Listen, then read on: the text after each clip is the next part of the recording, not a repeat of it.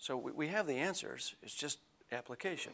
So with that in mind, let me help you understand conceptually how it plays out, particularly here.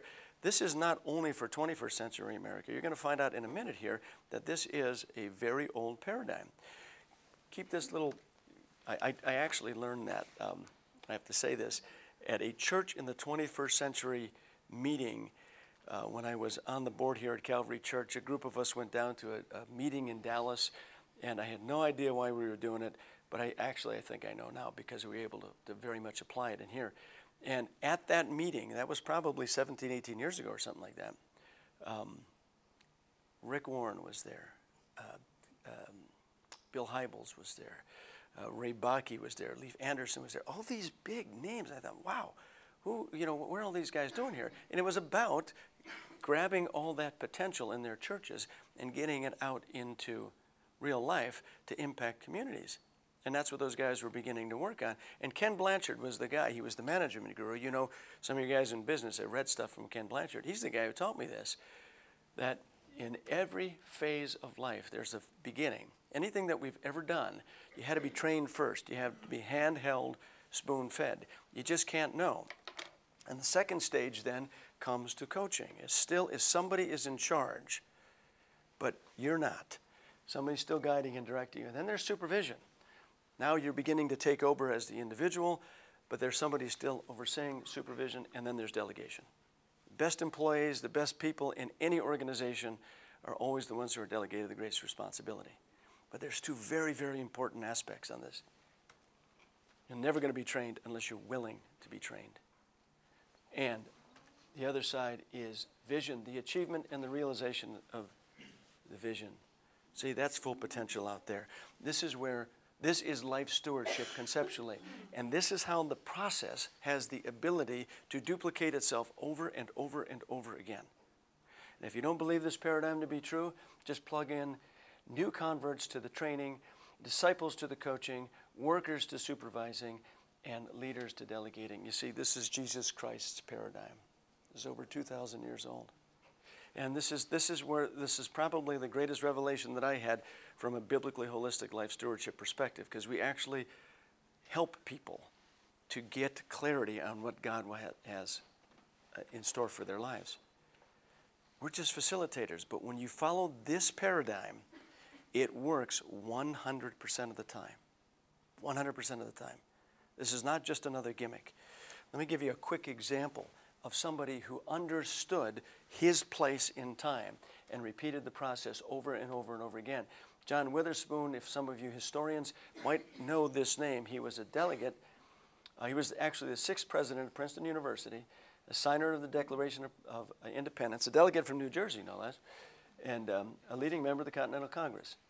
Here's what Witherspoon accomplished. Now, the founders, first of all, this college, as many, Harvard and so many others, they wanted men who would be produced as ornaments of the state as well as the church. What did Witherspoon realize in full measure? Look at what happened here. His students included, in addition to a president and vice president of the United States, 9 cabinet officers, 21 senators, 39 congressmen, 3 justices of the Supreme Court, 12 state governors. That's pretty significant. That's some guy understanding where God had put him. And the influence was a very dynamic Christian man. Very, very dynamic. So, let's then move from the scriptural side. We've talked about that. We've given you the basis from a scriptural context about life stewardship. I told you conceptually how it plays out. Let's get a little practical. This circle, this is a continuum. And just kind of keep that stamp in your mind. See, most of the time when we do planning, we start right here. Doesn't matter what we're doing. I don't care if it's a financial plan. This is particularly a good way, because financial and estate planning is where people usually do their best work about gathering data and mapping some ways, choices, and putting a plan into place. Well, if they think it's pretty good, they implement it to do the right things. And then they monitor it to stay on course. Well, you know, the reality of it is that it's in the high 80th to 90th percentile of people who do planning in this way never follow it through to completion. It just doesn't get done. There may be some components or some pieces, but I'm going to submit to you that if you are very interested in getting your financial house in order, which is something that I know is a big part of what this whole series is all about, you can't start there. You can't start by just mapping wise choices. You got to start here. You got to start at discovery. You got to start at the things that matter most to you. You have to come to the heart issues. And sometimes the heart is kind of hard. I've got two brother-in-laws who are in woodworking, and they've taught me a lot about finish and stuff. It's kind of like that you've got all these layers of finish on the heart, and they've got to be kind of erased off little bit at a time. And ultimately what's going to happen is that you're going to get to that. Look at Matthew 6:21 says, "For where your treasure is, there your heart will be also." Mark 7:20, Jesus said, "It's not what goes into the man that makes him unclean, but what comes out of the heart." Proverbs 25 says, "The purposes of a man's heart are deep waters, but a man of understanding draws them out." See, man looks at the outward appearance, but God looks at the heart. We've got to get to the heart issues. And you've noticed that this is an arrow with the continuum, because you should be revisiting this all the time, as often as you feel. I mean, some great ministries have come back and said, you know, if we had to do it over and over and over again, we would recast the vision over and over again. These are just the verses I just gave you. Now, practical application. All of us, in some way, shape, or form, are in the accumulation of assets phase. Do you know that it's over 40% of the people in this country that are considered at the poverty level own a home? It's pretty amazing. So we're all accumulating assets. We may be, that's good. We may be in that one down turn right now, the one that's down. But it's apt to come back. The point is, from a life stewardship perspective, this is a great spot to get to. And the earlier you can do this, the better. Get to this X.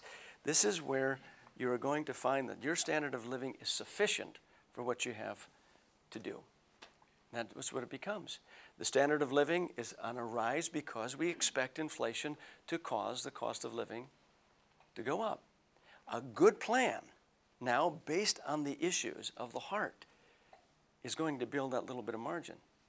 And we put simplify in here because you don't have to wait until you're retired to downsize, because you can do a ton of simplification even now in this life. And if there's something that I can impress upon you, it kind of, because I know the cycle that happens, we just build more and more and more and more and more.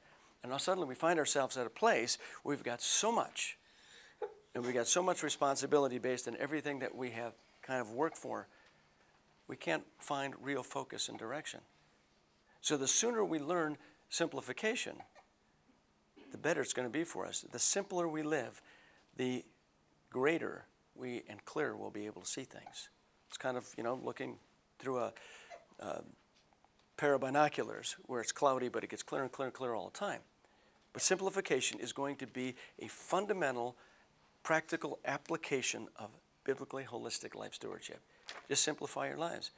Now let me give you a couple takeaways. I'm not going to go through this because there's a better way of doing it, but I'm going to give you these 5 principal things here.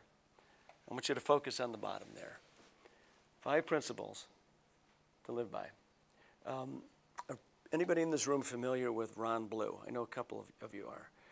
Ron Blue, there's another component I'm going to give you here from a financial side that he's written about 14, 17 books or something, all based on these 5 principles. So you can save yourself buying a lot of his books if you just listen to this here. And this has been an interesting thing here, because I would say that, when sometimes in business you establish metrics as what has been successful things that you've happened over the years. Sometimes it's not always numbers. It's more people applying these principles than I ever had before. And frankly, even just establishing a budget. Because I know it's almost 9 out of 10, sometimes, in some cases, 9 out of 10, that actually do not have a budget, or even a semblance of a budget. Ron Blue says this, first of all, remember who owns it all. That's the same that we talked about earlier. Second time we're repeating this. The earth is the Lord's and everything in it, the world and all who live in it. We are stewards to what he's given us. Second principle, spend less than what you earn. Just live within your means. It's pretty simple. Dickens wrote about this. Everybody wrote about this. Guy who has 1 shilling extra is a wealthy man. The guy who has 1 shilling less is a poor man. Avoid the control of debt. Debt is not a sin, but when it controls you, when you become enslaved to it, is the problem. Build liquidity. Make sure that you always have some liquid emergency reserves on hand, because there always will be needs for that, and then have some long-range goals. Let me give you an idea of how he's talked about this. I had been a little reticent about using this in seminars from time to time, but I was down in Washington, D.C. One time, and Ron Blue was doing a seminar, and we were talking about for people that were like big-time philanthropic, giving people on both sides of the aisle. I mean, both Democrat and Republican in this room. And he's given this very simple financial decision-making process, and these people are riveted on this thing. I'm just telling you, I felt from that standpoint, I'll bet you most people can utilize it because they haven't really heard much of this. What he says is that the first thing to do in a financial decision-making process is summarize the present situation. You see, there are 5 buckets. Ron feels that there are 5 fundamental short-term uses of money: giving, taxes, investment, savings, short-term debt, and living expenses. And I do have these strategically positioned because I believe that the scriptures teach us that giving should be first. Paying your taxes also is extremely important because the scriptures have taught us that we have that responsibility to render unto Caesar what is his. Living expenses is on this side.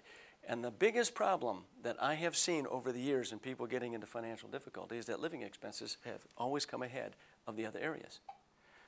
First thing, summarize your present situation. Understand there are at least these 5 fundamental categories of giving. Now, the second is to establish some financial goals. So these are long-range goals. But I'm going to come back again to help you understand that you've got to get clarity on God's plan and purpose. And if you can do that, you see, the financial becomes the mechanism or the tool to help drive that. When we're just kind of nebulously out there throwing out financial decisions or financial goals, that's why people don't get to that. They don't understand how to establish the financial goals because they don't have anything in which to base it on. That's why life stewardship is so important as a precursor to this. Establish the financial goals. Here's what he says are 6 of the probably multiple areas that we can do on the long-range side. Retirement, family needs, maximizing giving, paying off debt, starting a business, lifestyle desires, starting a business or going into ministry, whatever that case may be. But we have to decide the priority of each of these buckets. And then you manage cash flow and monitor the results. That's a pretty simple process. But, and by the way, if somebody wants the notes that come along with this, just let me know because we'll get to that. I can give those to you.